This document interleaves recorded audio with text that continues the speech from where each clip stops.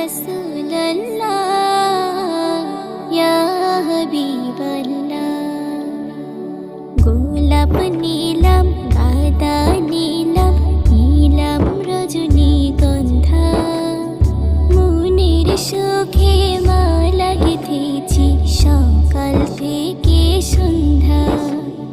গোলাপ নীলাম